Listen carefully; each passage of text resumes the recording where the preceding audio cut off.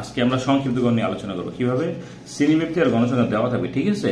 মধ্যমান বের করতে হবে কেমনে, যোগ করে 2 দিয়ে ভাগ করবো। এটা যোগ করলে 71 আসবে, 2 দিয়ে ভাগ করলে 45.5। এটা যোগ করলে 91 হবে, 2 দিয়ে ভাগ করলে 45.5। এটা যোগ করলে 111 আসবে, 2 দিয়ে ভাগ করলে 50.5। এখানে ডিফারেন্স কি 10 না, এখানে 10 করে বাড়তে থাকবে, 10 10 10 10 10 10 করে বাড়বে। হ্যাঁ, আর এটা যোগফল কত 50 না, এটা অর্থে কত 25। 25 কোথায় আছে এখানে দেখো তো, 6 আর 14, 14 আর 10 24, 24 বর্গ 36 না, এখানে 25 আছে। এবার শূন্য নিবা, উপরে গেলে -1 -2 -2, নিচে গেলে 1 2 3, ঠিক আছে। এদের গুণ করো, 3 6 18, 8 2 16, 10 1 10, 12 0 0, 7 1 7, 5 2 10, 3 2 6। এটি সব যোগ করো, -21 আসবে, ঠিক আছে। আর সংক্ষিপ্ত করে সূত্র কি, a plus summation fi uy ভাগ n গুণ h। এ হবে কোনটা দেখো, শূন্য বরাবর মধ্যমান, এই মানটাকে এ বলা হয়। FI এর মান কত আছে -21, n এর মান কত 50, h কত শ্রেণীবদ্ধ 10 না, 10 বসাই দিবা। এটা গুণ করো, -210, আর নিচে তো 20 আসে, প্লাস মানে মাইনাস হবে, এটা প্লাস মানে মাইনাস হবে, এটা ভাগ করলে এটা আসবে, বিয়োগ করে দাও 61.3 হবে। তবে দেখো মধ্যক নির্ণয়, মধ্যকের জন্য কি শ্রেণীব্যক্তি, গণসংখ্যা, ক্রমযুক্ত গণসংখ্যা। গণসংখ্যা তো অবশ্যই দেওয়া থাকবে, ক্রমযুক্ত গণসংখ্যা বানিয়ে নিতে হবে। এই 6টার এখানে বসাও, এটা যোগ করো, আর 6 আর 8 কত 14, 14 আর 10 24, 24 আর 8 কত 36, 36 আর 7 কত 43, 43 আর 5 কত 48, 48 আর 2 কত 50, এই 50। এখানে n সমান 50, n/2 মানে কি 50/2 সমান 25। এখানে 25 কোথায় আছে, এই যে 25 কোথায় আছে, এই বরাবর আছে না, এটাই মধ্যক শ্রেণী। লিখবা 25 এর অবস্থান এত শ্রেণীতে, এত মধ্যক শ্রেণী। তাহলে আমরা জানি মধ্যক সমান সূত্র কি হবে, l plus n/2 minus fc গুণ h/fm। l হলো নিম্ন সীমা, কোনটা 100 লিখবা। n/2 এর মান কত আছে 25 আছে।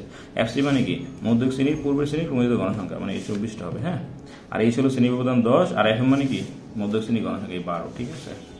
এটা বিয়োগ করো 1, এটা সাথে এটা গুণ করলে এটা আসবে, এটাকে ভাগ করলে এটা আসবে, এগুলো যোগ করবা 0.833। প্রচুর দেখো,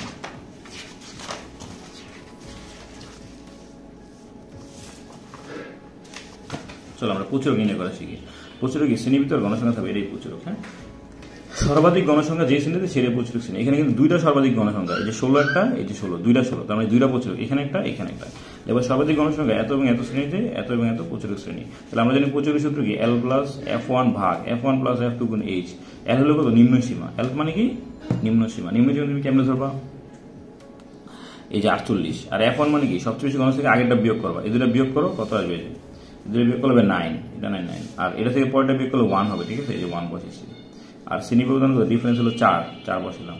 4 নাম কত 36, যোগ করলে 10, ভাগ করো 3.6, যোগ করো 5.1। এটা হলো একটা প্রচুরক। আমরা এই পরের প্রচুরকটা করবো। তাহলে আবার সেম সূত্র করো, প্রচুরক সমান l প্লাস f1 ভাগ f1 প্লাস f2 গুণ h। l হলো নিম্ন সীমা কত 56, f1 মানে কি এটা থেকে আগেটা বিয়োগ করো 1 হবে, আর f2 মানে কি এর পরেরটা বিয়োগ করো 8 হবে। 4 একে 4, যোগ করলে 9, ভাগ করে এটা আসবে, যোগ করলে এটা আসবে, ঠিক আছে। এই ছিল তোমার প্রচুরক।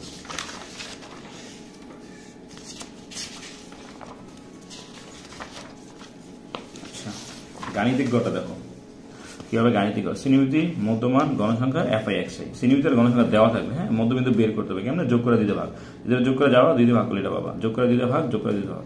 ডিফারেন্স কি 10 না, 10 করে নামতে থাকবে, এদের গুণ করে এটা আসবে, এদের গুণ করে এটা আসবে, এদের গুণ করলে এটা আসবে, এদের গুণ করলে এটা আসবে, এদের গুণ করলে এটা আসবে, সবই যোগ করে এটা আসবে, এটা সব যোগ করলে এটা আসবে।